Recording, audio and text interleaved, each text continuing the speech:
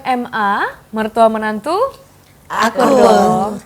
Ini adalah ibu bagi banyak generasi. Wah, luar biasa melahirkan sekali. banyak anak secara ya pendidikan, secara attitude, secara behavior, secara brain. Mereka benar-benar melahirkan sebuah generasi, bahkan berlapis-lapis generasi ya. Sudah berapa lama ini ya? Kalau tidak dari mulai kapan mendidik anak-anak? Iya, perkenalkan nama, terus Iya, sudah berapa lama? Sudah berapa lama menggeluti nama, bidang ini? terus kemudian sudah berapa lama mendidik anak-anak? Ya, nama saya Ineke, tapi saya lebih sering dipanggil dengan Mama Rere. Oh, Ineke ke Rere ya? Iya. Rere. Karena Rere-nya dari mana itu? dari anak saya.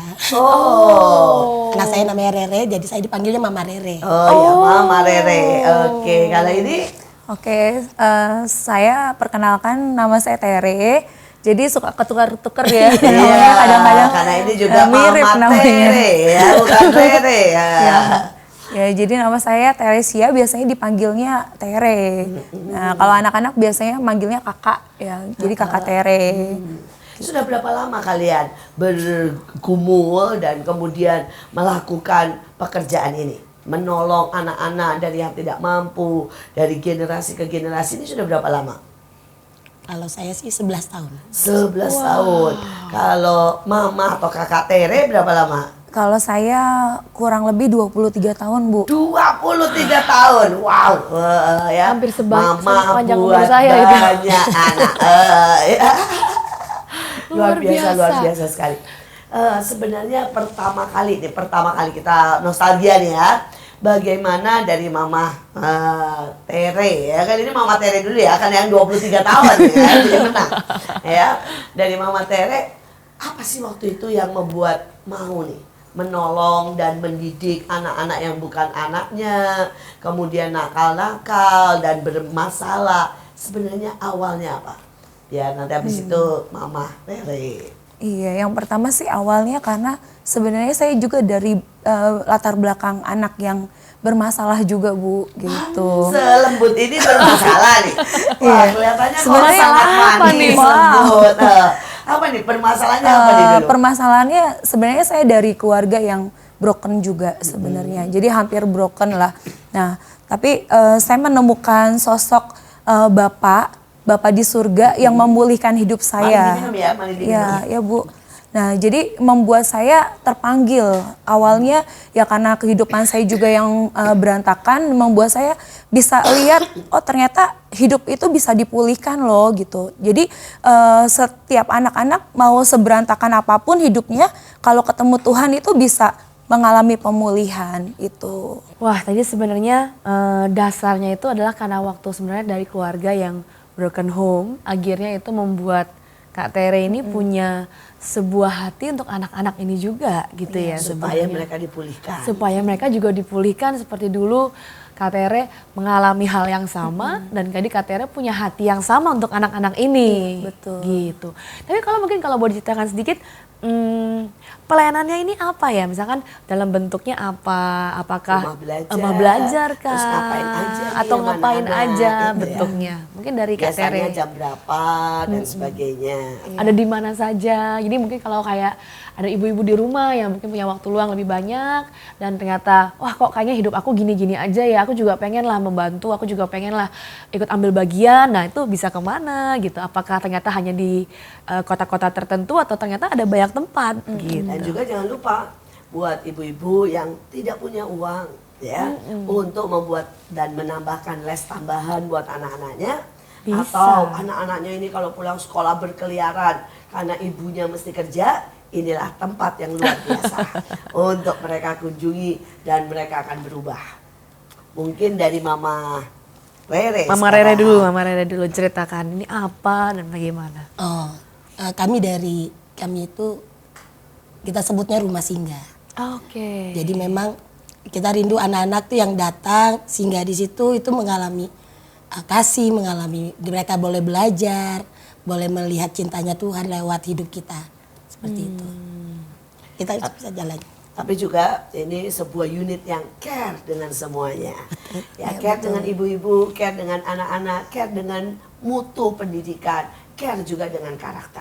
Jadi mereka bergerak sangat banyak di seluruh Indonesia. Mereka punya lebih daripada 5.000 cabang dan 5.000 lokasi di seluruh Indonesia. Bukan karena sebuah yayasan atau satu bentuk, tetapi semua yang mau dan terbeban. Semua yang ingin memberikan tempat untuk anak-anak les gratis. Semua yang mau untuk memberikan anak-anak itu belajar menari secara gratis. Atau belajar komputer, belajar bahasa secara gratis. Itu terhubung satu dengan yang lain sehingga membuat mereka bersama dengan ibu-ibu yang peduli. Bersama dengan begitu banyak anak-anak muda yang bertekad berkarya. Membangun yayasan, jaringan, care, rumah singgah, rumah belajar, rumah bakat yang ada tersebar di seluruh Indonesia. Lebih dari 5.000 titik. Wow. Nah, itulah yang luar biasa.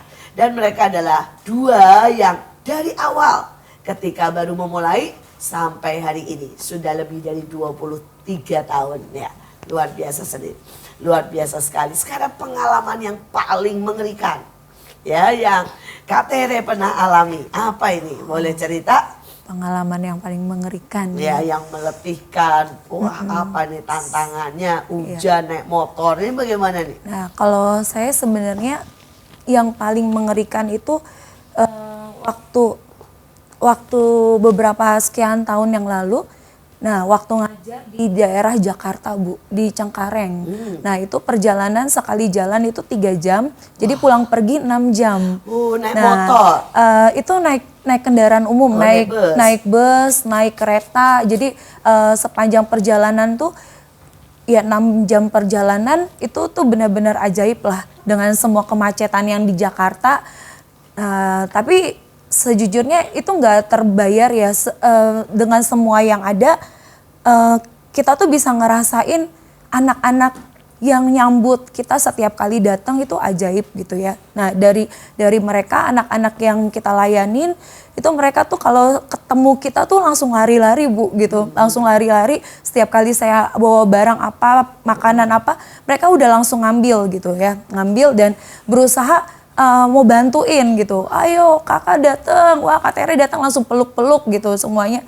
Itu tuh ya buat kami keletihan itu terbayar ya gitu. Lihat anak-anak yang kita juga udah mengalami beberapa anak-anak yang mengalami pemulihan keluarga gitu. Pemulihan hubungan dengan orang tuanya. Ada juga yang sakit, kita juga bisa waktu itu pernah ada satu ibu yang sekarat. Nah dengan kondisi Sekarat? Ya kondisi hampir mati Bu. Ini ibunya hampir mati. Ini ibu itu kamu menemukannya di mana? di rumah singgah. Jadi di rumah singgah datang tapi kemudian sekarat? Iya hampir. Jadi untuk jalan aja susah banget.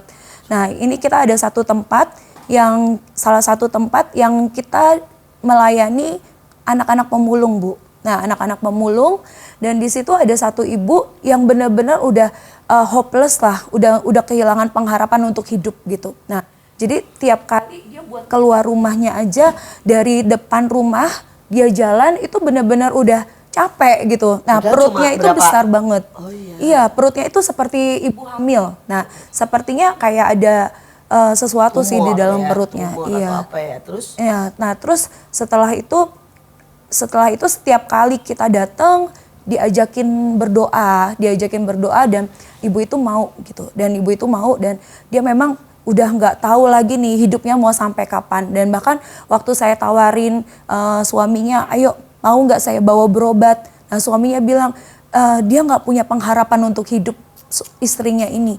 Nah bahkan buat naik mobil aja udah nggak sanggup. Dia bilang nanti jangan sampai belum sampai rumah sakit udah mati gitu. Nah tapi yang ajaib yang kami lihat kuasa doa itu memang luar biasa gitu ya. Jadi setiap kali kita datang yang kita bisa lakukan, ayo ibu percaya ya bisa sembuh, sepakat. Nah satu hari kita sempat libur juga karena ada libur sekolah waktu itu. Nah kita sempat libur dan waktu itu pas masuk itu anaknya langsung lari-lari ke saya dan dia bilang gini, Kak Tere tahu nggak mama aku udah sembuh, dia bilang gitu. Nama anak ini Ahmad gitu. Nah, dia benar-benar sangat exciting banget dan dia mau cerita gitu tentang kesembuhan mamanya.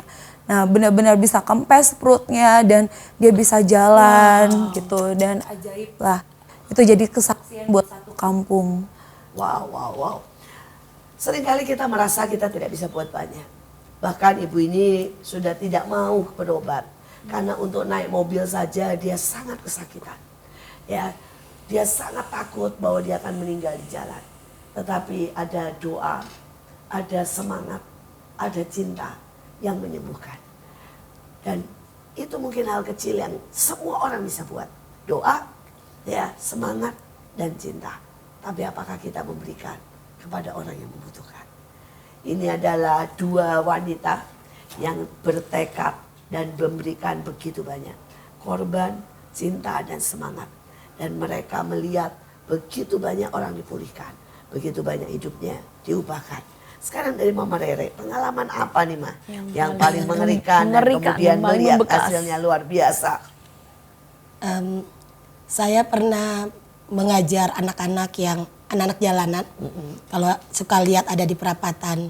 Oh, iya. Di Bekasi itu yang suka pakai silver juga kadang-kadang ya. Iya. Amin. Ada kalau mereka itu jualan, jualan. mama, Tisu. ya seperti Ya. itu Bu. Itu orang tuanya tuh bisa di pinggiran dan nggak ngapa-ngapain, anaknya yang suruh jualan. Dan kadang-kadang kalau mereka pulang, kalau mereka nggak bawa uang, mereka itu dimarahin mamanya. Dan satu kali saya pernah ngajar di situ. Ini pengalaman pertama saya ngajar di tempat itu. Saya nggak tahu karakter anaknya seperti apa. Hanya karena kami biasa kalau mengajar itu bawa sesuatu supaya apa ya? Yes. Seperti makanan sehat gitu ya. Kami bawa snack supaya anak-anak semangat belajar datang. Tiba-tiba ada satu anak yang, Kak saya minta 2. Enggak, jatahnya tetap 1. Enggak Kak, minta 2. Tahu apa yang terjadi Bu? Motor saya dikempesin Bu. Aduh itu bilang Tuhan, mending kalau 1, dua-duanya itu dorong motor. Bilang, tapi saya tidak menyerah, itu karena pengalaman pertama.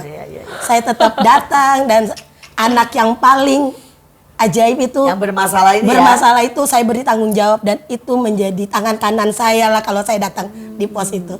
Jadi dia yang mengaku juga ya, mengemesin ya. Iya, jadi dia kalau misalnya ada yang mulai songong dikit, dia yang lu jangan gitu lu, makain gak sopan gitu. Wah, luar biasa.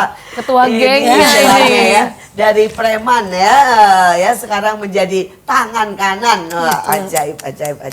Ya, saya memang percaya kasih tidak pernah gagal. Betul. Ya, selama kita mengasihi, walaupun anak ini kurang ajar, walaupun anak ini berniat jahat, walaupun anak ini kriminal, ya itu ngempesin apa itu sudah kriminal loh itu ya. Dua-duanya lagi. Saya pikir kalau 1 kan, oh kenapa aku? Ini dua-duanya, ini nggak mungkin. Aduh. Tetapi toh ternyata anak ini bisa berubah. Demikian juga buat ibu-ibu, buat semua yang ada di rumah. Seberapapun nakalnya anakmu, doakan dan ucapkan yang positif, kasihi, karena pasti bisa berubah. Nah, jadi setiap kali ada materi dong ya yang harus disiapkan ya. Ini materinya apa aja nih yang disiapkan? Untuk materi sebenarnya kita memang udah siapkan ya, ada beberapa pelajaran sekolah, juga ada dari pendidikan secara karakter, cerita-cerita. Nah, yang kita bisa bagiin ke anak-anak setiap kali pertemuannya Bu, gitu. Titik beratnya dari setiap ini anak-anak ya diarahkan pasti kan ke karakter ya. Iya, betul. Kemudian baru ke pendidikan ya, Iya. itu 2 hal yang dititik beratkan. Nah, karakter apa ini yang sering kali benturan ya, misalnya Berbeda pertama kali sekali. datang ya, anak-anak ini berkelahi atau apa, ini yang sering kali Ketemu. pertama kali benturan ini apa ya? Kalau di pos saya itu lebih ke kata-kata kasar. Wah itu, aduh, sampai saya harus buat peraturan. Semua binatang pasti ada ya? Ya semua lepas dari kandang. Iya, jangan lepas dari kandang ya. Semuanya lepas dari kandang.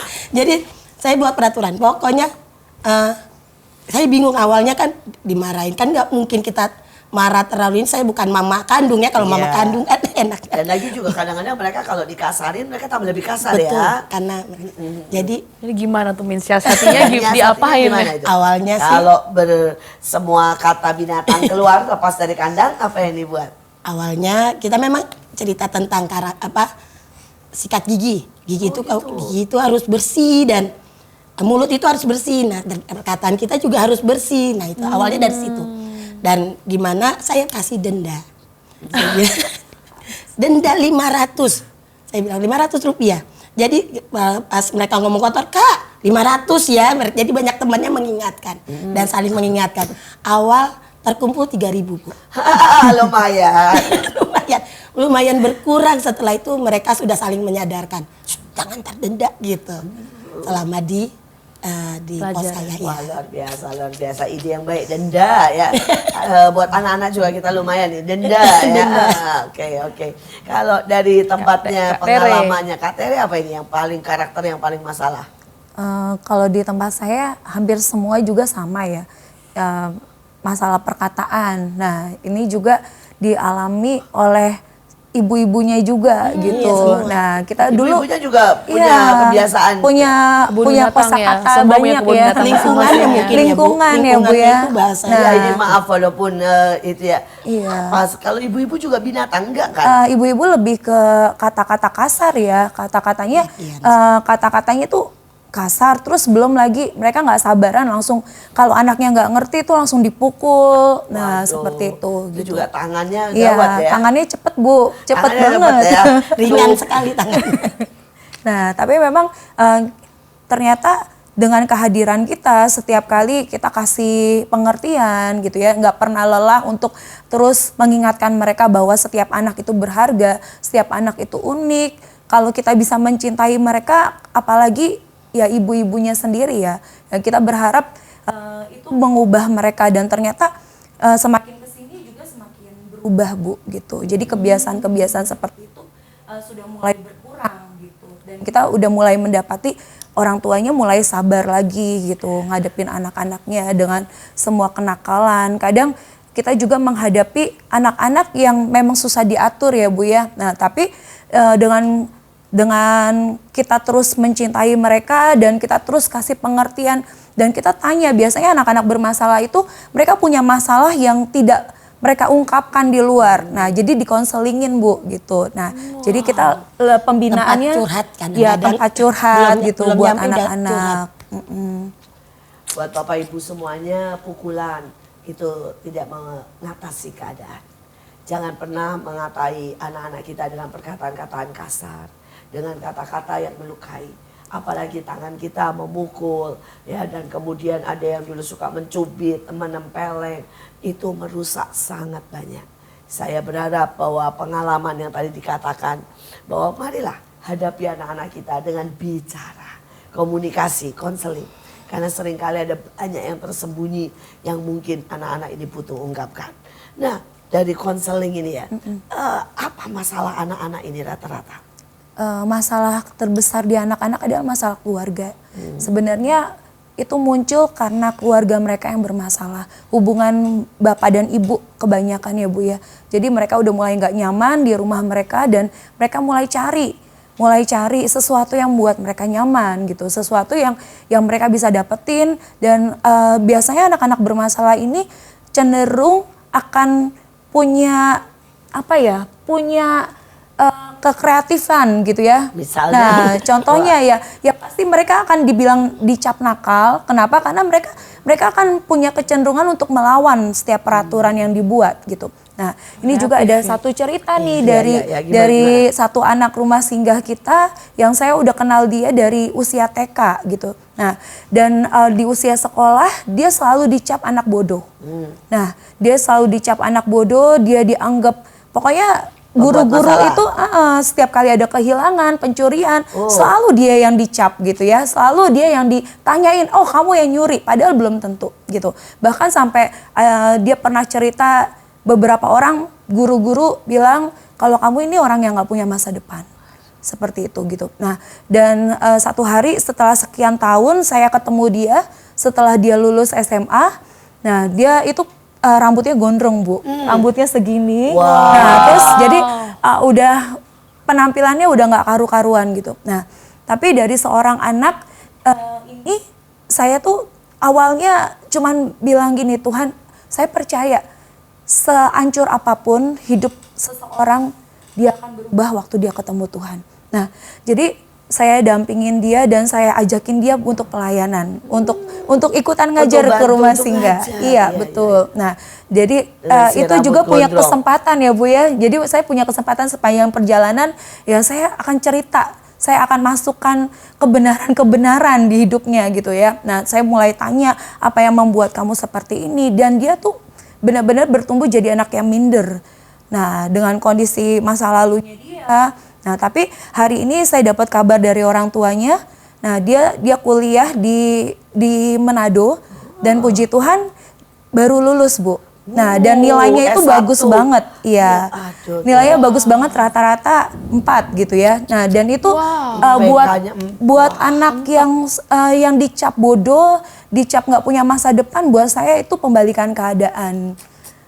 Sekali lagi jangan sampai kita menghancurkan masa depan anak-anak kita dengan perkataan negatif. Di Alkitab dikatakan bahwa mati dan hidup dikuasai lidah. Barang siapa menggemakannya akan memakan buahnya. Ada satu ayat lagi yang berkata bahwa apa yang kau katakan itu yang akan Tuhan lakukan. Jadi jangan sampai kita berkata anak setan, ya anak bodoh, tidak ada masa depan. Karena berarti kita mengutuki anak kita. Mari berkati dengan yang terbaik. Katakan anak luar biasa, anak ajaib. Ini salah satu saksi bahwa seberapapun hancurnya Tuhan sanggup merubah.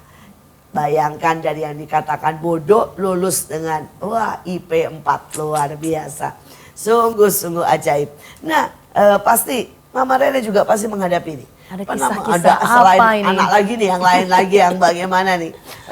Masalah yang lain? Ada sih Bu, ada kalau ibu mungkin kenal anaknya. Memang dia dari rumah singgah. Dulu itu dia salah satu anak yang suka bikin ribut kalau lagi ibadah.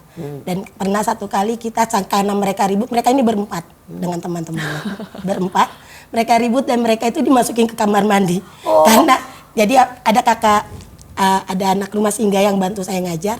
Mereka tuh dia dimasukin ke kamar mandi kan. Kalian itu ribut banget. Situ sampai diam. Jangan ganggu teman-temannya lagi belajar. Dan pas mereka keluar, kita kasih pengertian dan segala macamnya. Saya tahu anak ini punya destiny yang besar. Dia suka main musik dan hari ini dia ada di sama dengan kita. Lalu dia sekarang juga melayani musik dan mengajar anak-anak dengan musik juga. Wow. Dan dia melahirkan banyak generasi yang bisa memainkan musik itu.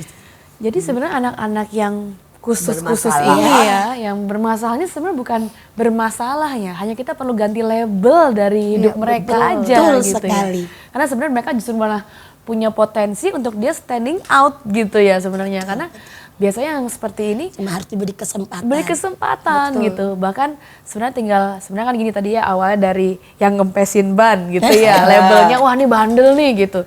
Cuma begitu diberi kesempatan labelnya kita ganti, ternyata hidupnya pun berubah. Menuju ke sana, ke label yang baru gitu ya. Saya juga nggak bilang sama ibu-ibu kan bahwa kalau di sana kan bilangnya bahwa ucapan itu adalah doa. Jadi kalau ayo ucapin yang benar buat anak-anakmu. Karena itu doamu buat kita. Satu kali pernah kita ngalamin, ini Bu. Ucapan adalah doa. Wah keren. Rumah singgah saya itu beratapkan langit Bu, kebanyakan. Bagus banget ya, langit terbuka. Tidak boleh hujan ya, kalau hujan bubar. Betul itu dia. Satu kali, memang kami tuh setiap kalau misalnya hujan, jadi saya harus ngajarin anak-anak ingat ya, ucapan itu adalah doa. Pas kita udah lihat gelap, waduh ini gimana. Sedangkan saya bawa makanan sehat. Kalau snack bisa lah kita bubar. Ini kan bawa makanan sehat nggak mungkin hujan. Jadi saya bilang sama anak, oke lah bagi dulu, kita foto dulu supaya bagus nih. Kalian keren nih. Masih belum basah kan. Tapi tiba-tiba saya diingatkan bahwa yuk ajarin bahwa ucapan itu ada doa. Ayo bilang awan gelap pindah. Awan gelap pindah dan anak-anak lihat benar-benar yang tadinya udah netes, ayo teriak lebih kuat lagi, awan gelap pindah, pindah. Dan puji Tuhan ya, Benar-benar tidak hujan. Terang. Ya, awannya Awannya benar-benar pindah. Asik. Ucapan adalah doa. Keren sekali. Keren sekali. Tapi sebelum kita melanjutkan lagi cerita yang lebih seru lagi, tetap stay tune di MMA, jangan kemana-mana. Inilah MMA Mertua Menantu. Aku dong.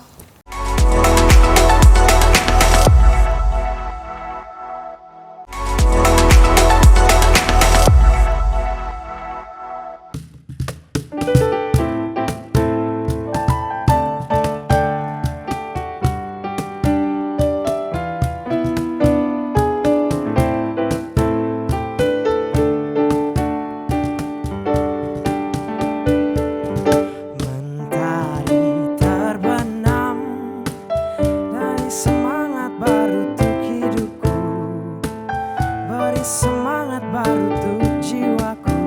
Ini ku bertahan. Mentari terbenam, beri semangat baru untuk hidupku, beri semangat baru untuk jiwaku. Ini ku bertahan. Aku pasti bisa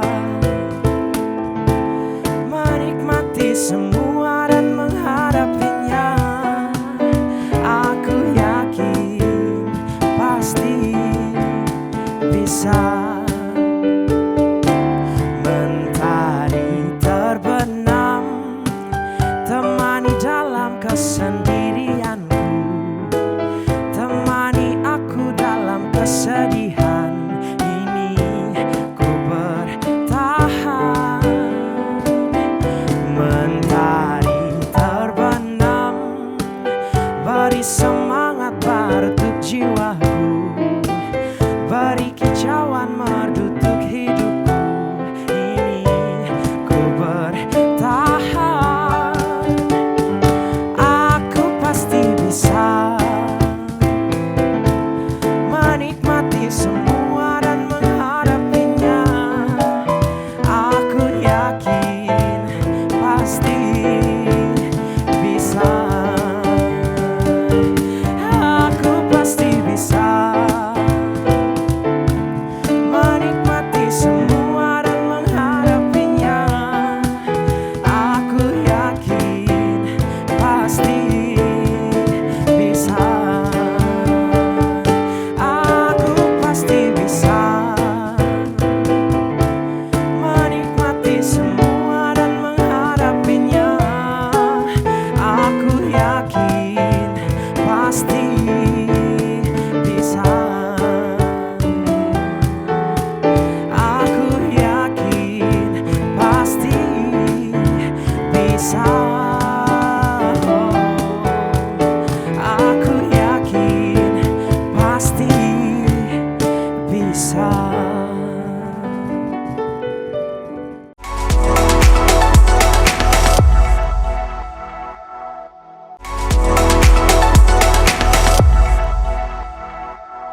Kembali lagi di MMA Mertua Menantu. Aku dong. Kita masih dengan dua ibu-ibu yang super mom nih. Iya. Wah, super mom Luar mereka. biasa, super mom. Nah, Keren sekali. Nah, mungkin bisa dilanjutin untuk Kak Tere ya. Tadi kan Kak Tere terakhir ya. Terus aku mau tanya nih, gimana nih biar apa saja yang kalian lakukan agar untuk mengubah anak-anak ini? Misalkan contoh ya, apakah berikan waktu konseling lebih panjang, atau mungkin dengan makanan, atau mungkin dengan bahkan cuma ngajak bermain, ternyata itu menyembuhkan gitu untuk anak-anak ini. Karena apa yang paling menyembuhkan? apa yang paling buat menyembuhkan anak-anak? gitu, maksudnya apa yang paling efektif, cara paling efektif untuk menyentuh mereka ini? Kebanyakan anak-anaknya ini kan anak-anak yang kurang kasih sayang ya Bu ya. Jadi kita menghadapi anak-anak yang bermasalah yang seringkali kurang dapat sentuhan, kurang dapat pelukan. Nah jadi yang kita sering datengin beberapa anak-anak ya memang kita wajibkan untuk bersentuhan dengan mereka. Artinya kita memang pelukin mereka, kita pegang-pegang kepala mereka dan kita selalu bilang kamu anak hebat. Nah terus dan kita juga ajak mereka untuk untuk selalu mendeklarasikan untuk diri mereka sendiri gitu. Nah, jadi tiap kali kita ada yel-yel, ada perkataan-perkataan yang sering kali mereka harus ucapkan. Wah, bisa gitu. dikasih contoh nggak? Coba Contohnya supaya apa? nanti siapa Biar- tahu ibu-ibu ini mengajar buat anak-anaknya Iya. sendiri ya. Nah. Yel-yelnya coba Ya bagaimana? kalau misalkan di tempat saya ada yel-yelnya gini, belajar itu asik, belajar itu menyenangkan. Nah, jadi ada gerakannya juga gitu ya. Wah, Nah, coba. coba. Nah, ini Ayo, berdua ayo. nih. Atau satu-satu. Ayo, Mama Rere, Mungkin kan Mama Rere. tiap daerah beda-beda ya. Hampir sama Hampir sih, Bu. sama, hampir hampir sama. sama. Oke, Kita oke, punya oke. warna yang sama Ya, sih. oke. 1, 2, Oke, 3. coba. Belajar itu asik, belajar itu menyenangkan. Wah, terus kalau buat yang pribadi, buat yang misalnya supaya mereka lebih percaya diri, mereka lebih hebat, ada lagi nggak yel-yelnya? Oh, kalau misalkan itu kita tuh memang setiap kali ada materi ya Bu ya, setiap kali pembelajaran karakter, kita selalu ajak mereka untuk ikutin, memperkatakan. Coba Misalkan salah satu nih karakter yang paling baru nih apa nih? yang paling baru, yang paling sekarang baru. minggu-minggu ini. Yang minggu-minggu. Nah, ini. kalau yang baru-baru ini kemarin saya ngajarin mereka untuk belajar dari ikan. Nah, Belajar terus? dari ikan. Wah, Ikan ikan. ini kan punya kekuatan untuk berenang. Nah, berbeda dengan burung. Tapi kalau ikan ini mau jadi seperti burung, dia harus lompat dari air yang ada ikannya mati gitu. Nah, seringkali anak-anak itu kan punya kecenderungan untuk iri. Ingin jadi seperti orang Ingin lain. jadi seperti orang lain. Nah, Biasa mereka nih. pengen jadi seperti temennya yang hebat, Yang kaya, yang pinter. yang Nah, putih. ya betul dengan semua keunikan yang ada. Tapi tanpa mereka sadari, mereka tidak mengenal potensinya mereka. Kalau memang mereka jadi ikan yang ada di air, kenapa harus jadi burung gitu ya? Seringkali itu yang mereka tidak mengerti dan mereka akan menjadi seperti orang lain dan waktu mereka diajarin seperti itu, setelah itu kita ajakin mereka untuk mendeklarasikan sesuatu. Nah, ucapannya seperti ini, Bu. Nah, seperti ini. Ayo ikutin kakak ya. Diucapkan bareng-bareng. Jadi semua anak-anak semuanya ikutin. Nah, saya diciptakan unik. Nah, terus mereka katakan semuanya, saya diciptakan unik. Nah, unik istimewa. Jadi nggak ada satupun yang harus membuat kita iri antara satu dengan yang lain. Setiap anak punya potensi yang berbeda. Kalau kamu memang nggak bisa berenang, kamu bisa terbang gitu. Jadi sesuatu yang kelihatannya mereka ada banyak anak-anak. Beberapa waktu yang lalu saya juga pergi ke panti asuhan, Bu. Panti asuhan ini ada beberapa anak Papua. Nah, bahkan untuk terima kunjungan aja, anak-anak ini mindernya luar biasa, Bu. Nah, sampai malu dengan kulitnya, dengan penampilannya. Ngumpet. Yang datang putih kan Bu soalnya. Oh itu. Nah, itu anaknya ngumpet, Bu, gitu. Jadi nggak mau keluar sampai saya bujuk-bujuk dan saya pegang anaknya, saya ajakin, saya rangkul, ayo ikutan. Nah, jadi seringkali anak-anak itu nggak percaya diri gitu. Mereka susah untuk bilang diri mereka itu ganteng atau cantik. Nah, jadi kita juga ajakin mereka, ayo. Nah, semua yang perempuan sama-sama bilang ya, saya cantik. Nah, untuk itu aja perlu diajarin Mereka loh. kadang nggak pede banget. Nggak pede gitu banget ya. gitu. Apalagi dia ngomong aku cantik gitu Iya, ya. betul. Nah, terus tapi semakin kita ajarin itu akan membuat sebuah kebiasaan ya. Nah, jadi mereka juga mulai paradigmanya, pola pikirnya itu mulai berubah gitu. Setiap ibu-ibu di Tanamkan. rumah jangan pernah lupa untuk memuji anak-anak. Untuk memperkatakan betapa istimewanya mereka, betapa cantik dan gantengnya, betapa pandainya mereka. Mungkin satu pandai menggambar, satu pandai menyapu. Ya, dan biar itu menjadi sebuah kebanggaan buat mereka. Supaya mereka tidak merasa bahwa mereka ikan yang terbuang. Nah ya, tapi mereka merasa ikan yang luar biasa. Dan ikan juga harganya ada yang miliar tuh ya. betul. Jadinya kita semua bisa menjadi sangat istimewa. Nah, sekarang bagaimana dengan mengatur keseimbangan antara pelayanan ya dan kemudian keluarga dan kemudian juga anak pribadi. Pasti ini kan punya anak pribadi, Anaknya suami kan Iya. membutuhkan nih juga pendampingan. Ini bagaimana nih kalian mengatur waktunya? Awal waktu saya terjun di mulai mencintai anak-anak ya. Saya memang anak saya yang nomor 2 itu masih 8 bulan, Bu. Waduh. Dan hari itu saya ingat banget karena suami saya juga awalnya kurang mendukung. Awalnya kurang mendukung. Jadi saya boyong, Bu. Saya bawa anak saya Rere sama adiknya. Itu saya gendong dan setiap datang ke rumah singgah itu saya masih naik angkot, turun angkot. Bawa mereka berdua. Saya letakin anak saya yang masih 8 bulan itu untuk belajar. Saya letakin di bawah. Itu awal. Tapi waktu mereka besar, ya memang sedikit keteter sih Bu ya, karena udah mulai sekolah apalagi. Lalu saya bilang sama Tuhan, Tuhan saya urus banyak anak, Tuhan boleh nggak urus anak saya. Hari itu waktu dia mau naik kelas 1 harusnya dia sudah bisa baca. Mungkin karena saya ngajar baca banyak anak. Anak saya hari itu belum bisa lulus TKB, Miss-nya bilang, Mama 3 bulan lagi, anaknya mau kelas 1. Lalu saya bilang, Tuhan, saya percaya waktu saya ngurus banyak anak, Tuhan urus anak saya. Dan puji Tuhan, pas waktu itu, saya tahu kekuatan saya untuk menjadi seimbang itu sedikit susah awal, Bu. Lalu saya lihat dia bisa membaca setelah itu dia boleh lulus dan dia masih masuk kelas 1. Wow, sebuah perjuangan dan suka ataupun duka. Kadang-kadang setiap kali kita maju, ada begitu banyak alasan untuk kita mundur. Setiap kali kita memberi, ada begitu banyak alasan untuk kita kecewa. Setiap kali kita berjuang, ada begitu banyak alasan untuk rasanya kita menyerah. Tetapi mereka berdua sudah membuktikan. Ketika mereka menyerahkan kepada Tuhan. Ketika mereka bertekad, apapun hasilnya, mereka tetap percaya. Apapun perjuangan yang harus mereka hadapi, mereka melakukan dengan kesetiaan. Ternyata Tuhan tidak pernah berdiam dan mereka melihat kemuliaan ya, dan melihat bagaimana jalan keluar. Nah sekarang dari Ibu Tere ini ya, pernah nggak anak-anak protes, suami protes, atau menghadapi yang seperti tadi Mama Rere, aduh nggak ada keseimbangan, kesulitan keuangan, ini bagaimana ini? Oh iya Bu, kalau dari saya sebenarnya saya ini kan udah masuk di pelayanan anak-anak itu dari sebelum menikah ya Bu. Nah jadi waktu awal-awal sempat ada masa di mana saya tuh harus meninggalkan anak saya yang bayi gitu ya waktu pas dia baru lahir.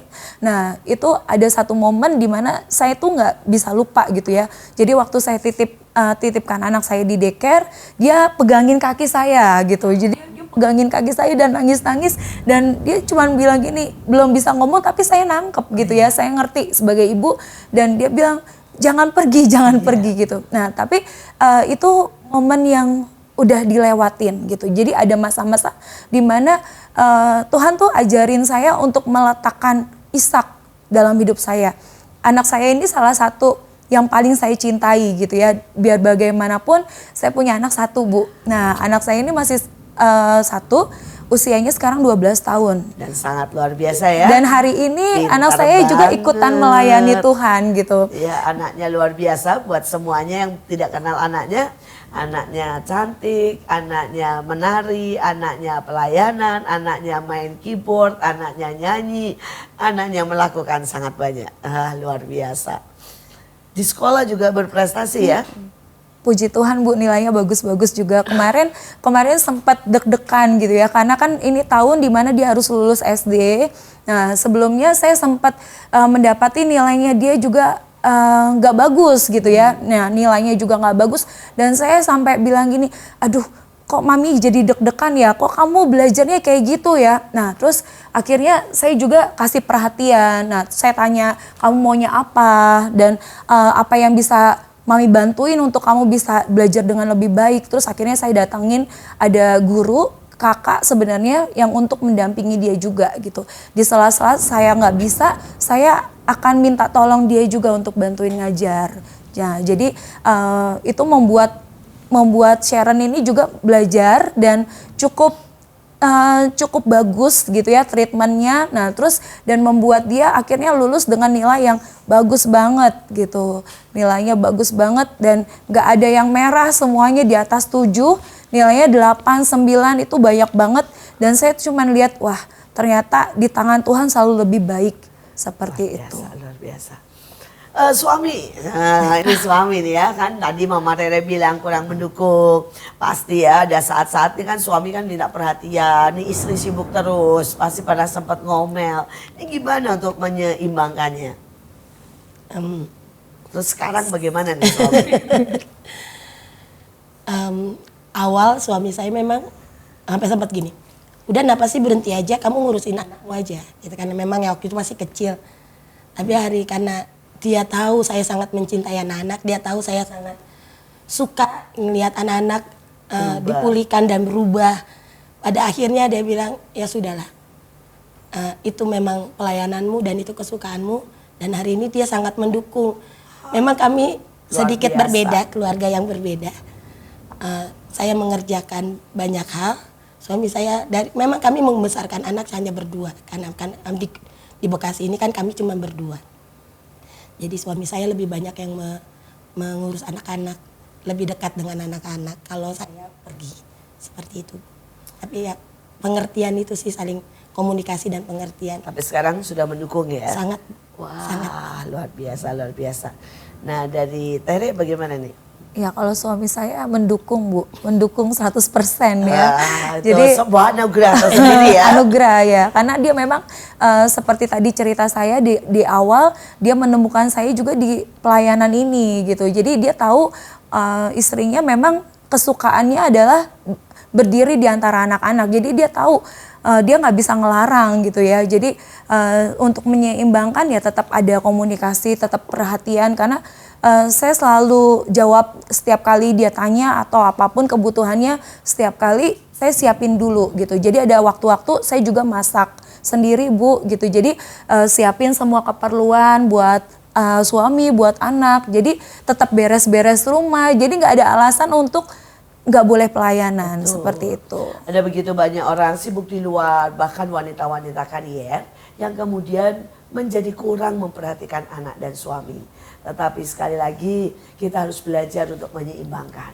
Mari beri kepada Tuhan apa yang bisa kita beri. Tapi beri kepada suami, beri kepada anak sesuai yang mereka butuhkan. Maka hidup kita akan komplit.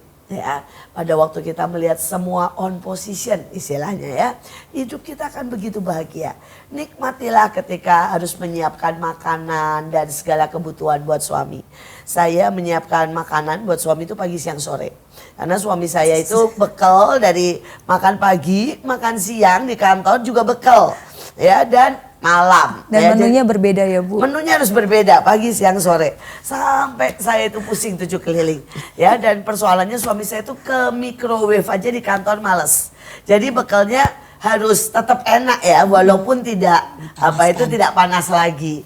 Ya, tapi saya sudah lakukan 25 tahun lebih. Saya menikah 35 tahun dan sekarang suami saya pulang, setiap kali lewat makanan yang keinget suami saya. Sekarang pada waktu apalagi waktu pertama-tama ya, setiap kali lewat makanan saya mau belok, mau beliin, aduh terus ingat, udah percuma. Kemarin saya baru pulang dari Surabaya.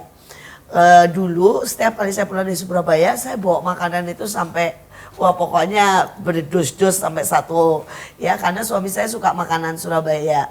Mulai dari ya macam-macam lah makanan Surabayanya. Dan kemarin dibawain satu dus, saya jadi yang bingung. Ini buat siapa ya? Sekarang udah gak ada yang makan ini satu dus seperti ini. Tapi sekali lagi nikmati. Setiap kali kita mesti melakukan sesuatu. Karena nanti ada saatnya kita tidak bisa lagi melakukan itu. Demikian juga menikmati waktu anak-anak kita masih kecil ya. Kalau dulu saya yang dipegangin seperti tadi ya, anak-anak yang bilang, mama kenapa pergi lagi sih, please jangan pergi. Sekarang untuk ketemu anak saya aja susah minta ampun. Ya anaknya semua pergi, untuk ketemu aja susah minta ampun. Jadi mari nikmati setiap masa dalam hidup kita. Ya, ini mendekati akhir dari pembicaraan kita. Biar bagaimanapun hidup ini kan juga membutuhkan keuangan. Dan sebagai pekerja sosial seperti kalian jelas tidak dapat banyak secara keuangan. Tapi bagaimana pengalaman menghadapi hidup dengan tanda kutip kelihatannya uang yang pas-pasan? Boleh Mama Rere dulu? Saya lihat waktu saya melayani Tuhan, saya mencintai anak-anak. Saya lihat Tuhan itu tidak pernah berhutang. Waktu kita menolong orang-orang yang ya secara mungkin artinya orang itu ke bawah ya. Saya tidak pernah memandang itu sesuatu yang untuk menarik berkat Tuhan, tidak. Tapi saya melihat itu Tuhan memberkati keluarga kami dengan luar biasa. Tadinya saya pergi pakai angkot, dia dimulai dari angkot sampai saya punya naik motor kantor, sampai akhirnya saya punya motor sendiri. Itu perubahan hidup saya waktu saya mengajar. Saya lihat suami saya bagaimana yang dia memang kalau dibilang pekerjaan suami saya bukan orang yang sekuler yang bagaimana. Suami saya itu kepala bagian. Kepala bagian alias cukur rambut, Bu. Nah, jadi kalau setiap ada kegiatan, saya juga mau dia dapat upah yang sama dari Tuhan. Lalu setiap ada kegiatan, kegerakan, saya bilang, "Apa, ikut ya." Saya masukkan untuk ikut, misalnya potong rambut gratis. Mungkin itu yang saya bisa libatkan. Saya tahu karena kan berkat Tuhan itu bukan hanya yang jasmani. Jadi tapi suami juga punya tempat buat potong rambut sendiri? Sekarang kita buka di rumah, Bu, depan rumah. Ya, makanya lebih banyak dengan anak-anak karena karena buka di rumah. Ya. Nah, ini boleh promosi nih. Di mana? Barber atau potong rambut. Sekali potong berapa nih? Nah, Bisa dipanggil biasa kayaknya dipanggil ya. Bisa dipanggil juga. Japri dengan saya. Bisa Japri. bertemu dengan saya. Iya. Itu yang suami saya bisa lakukan dan saya lihat berkat Tuhan. Ya seperti Ibu bilang, sepertinya pas-pasan. Justru pas butuh, pas ada, Bu. Wah, ini luar Itulah biasa Tuhan. nih statementnya Statementnya ya. keren Iya. sekali. Dan saya lihat Tuhan itu memberkati kami. Saya lihat berkat anak-anak saya. Pernah suatu kali kalau Ibu kena rere, Iya. papanya taruh di angkas rambut foto mereka. Terus pelanggannya bilang gini, "Pak, itu anak majikan." Oh, Lihat anak yang nggak ngelihat, Pak, nggak pernah kelihatan bahwa papanya hanya seorang tukang potong rambut. Dan saya tahu itu berkat Tuhan. buat waduh, keluarga sampai saya. disangka anak pacikan. Iya. Padahal ya anaknya cantik, anaknya lucu sekali ya. Nah, sekarang bagaimana dengan pengalaman dan kesaksian dari Ibu Tere? Iya, kalau untuk saya di awal waktu saya punya anak sendiri, Tuhan tuh udah janji sih, Bu. Jadi saya tuh udah punya denger Tuhan tuh ngomong jelas banget waktu saya baru melahirkan, tiba-tiba nggak tahu kenapa itu takut gitu ya. Nah, abis melahirkan terus saya cuman di hati tuh kayak gini, Tuhan ini gimana ya gitu ya dengan semua keperluan dan kebutuhan. Terus tapi tiba-tiba Tuhan cuma ngomong jelas banget. Nah, untuk semua yang dia butuhkan, aku yang menyediakan. Untuk semua yang dia butuhkan, aku yang menyediakan. Dan sampai hari ini saya pegang itu, Bu. Jadi dari awal sebelum semua kebutuhannya dia, itu tuh pasti selalu ada berkat gitu. Jadi yang ajaib sampai hari ini, dari usia dia lahir sampai hari ini, dia udah 12 tahun selalu ada berkat yang khusus buat dia. Nah, mulai dari baju ya, baju-baju yang bagus-bagus gitu ya, saya tuh bisa dapet gitu ya. Nah, tiba-tiba semua yang dia butuhkan, setiap kali udah harus masanya ganti baju, tiba-tiba ada aja yang kirim baju buat Sharon. Nah, terus ada aja yang kirim berkat tiap kali dia butuh apapun. Jadi sampai hari ini terpelihara dengan sempurna, Bu. Dan ajaib pemeliharaan Tuhan. Nah, kalau secara ekonomi, secara pribadi dan keluarga, kami juga ngalamin terobosan ekonomi. Nah, dari awal sebelum bergabung di pelayanan ini, saya benar-benar mengalami kesulitan ekonomi. Nah, dengan kondisi saya harus hidup dan membayari utang keluarga. Nah, dengan kondisi seperti itu, saya lihat sepertinya ini untuk bisa ngalamin terobosan agak susah, agak sulit gitu. Nah, tapi ternyata waktu saya melayani orang miskin, terus bergerak dengan belas kasihan, dan saya tuh lihat pemeliharaan Tuhan yang ajaib. Sampai hari ini kami yang sebelumnya belum punya rumah, Tuhan berkatin dengan rumah pribadi, Tuhan berkati dengan kendaraan, beberapa motor, juga Tuhan kasih satu mobil. Wah, beberapa loh ya, motor sama mobil, luar biasa, luar biasa. Beberapa loh. Ya, beberapa. Ada 3 sebenarnya. Wih. Yang dipakai 2, Bu. Yang satu berarti satu buat Sharon deh ya. enggak, yang satu enggak, operasional. yang satu nganggur. Yang Sharon belum boleh naik motor. belum nanti. Soalnya anak-anak zaman sekarang ini kan umur 12 sudah naik Udah motor bisa naik semua motor ya. semuanya. Iya. Ini belum boleh nih ya Sharon Belum, ya. belum boleh. Wah, berarti ini papa mamahnya menjaganya. Wah, super nih kan anak satu. Anak saya soalnya kelas 4 SD semua udah naik motor. Dia udah bisa, Bu, udah diajarin. Cuman memang karena di perumahan kita itu depannya langsung jalan raya. Nah, jadi masih belum boleh lah. Dan lagi seperti juga lebih itu. dekat naik, lebih Iya, jalan praktis kaki. Iya, sehat. betul. Luar biasa. Kita ada di ujung daripada semuanya. Pesan dari saya, melayani tidak pernah membuat kita semakin miskin. Melayani membuat kita semakin kaya dalam segala hal. Dalam cinta, dalam kebahagiaan, dalam ekonomi. Karena Tuhan tidak pernah berutang. Bagaimana sekarang pesan dari ibu-ibu? Kasih itu tidak akan pernah gagal. Waktu kita mencintai anak-anak, waktu kita datang, kita akan melihat waktu mereka berubah. Yang tadinya kurang ajar, tiba-tiba mereka jadi anak yang patuh. Itu membuat sukacita tersendiri. Jadi sebab itu mari cintai, mari mulai melihat kanan, mulai peduli dengan orang anak-anak di sekitar. Karena begitu banyak anak-anak yang kekurangan kasih sayang. Ada anak-anak yang tidak punya orang tuanya, bahkan untuk kita peluk aja sangat kaku. Yes. Makanya perlu orang-orang yang perlu orang ibu-ibu yang engkau yang punya hati untuk memeluk, itu akan mengobati banyak hal buat anak-anak dan itu bisa mengubah hidup mereka. Dari Bu Tere. Oke, kalau dari saya, buat pesan saya buat ibu-ibu di rumah, Buat anak-anak, buat buat semuanya, anak-anak, buat buat semuanya. adik-adik. Nah, jangan pernah takut untuk berarti buat orang lain. Nah, seringkali kita itu takut memulai, takut mencoba. Nah, tapi ternyata kita nggak pernah tahu efeknya, dampaknya itu akan sangat luar biasa. Pemberian, kasih itu nggak pernah gagal. Nah, setiap kali kita memberi, menabur, dan sekali lagi Tuhan tidak pernah berhutang. Dan efeknya selalu ada dalam hidup kita juga. Buat kita ketemu orang-orang di sekitar kita itu anugerah ya. Kalau kita bisa peduli dengan sesama, sekali lagi gak semua orang dipanggil untuk itu. Tapi kalau Bapak Ibu, kalau semua saudara-saudara menemukan orang-orang bermasalah, mari rangkul mereka. Kita akan lihat kehidupan yang berubah, kita akan lihat setiap anak-anak yang berubah, setiap anak-anak yang ketemu Tuhan, dan hidup mereka berarti buat banyak orang. Amin. Luar biasa sekali. Sekali lagi tadi ada statement yang sangat bagus buat saya. Dia berkata bahwa jangan takut untuk berdampak. Jangan takut untuk menolong. Karena itulah bagian kita. Sangat banyak orang di luar sana yang butuh bantuan. Jadi ulurkan tanganmu. Jangan berhenti.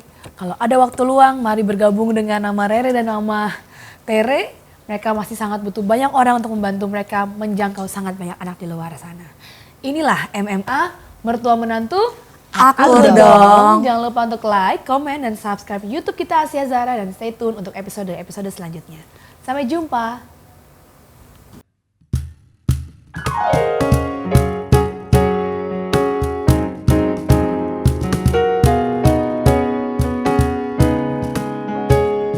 Hey hey, apa kabar kawan? Siapkah kau untuk melangkahi masa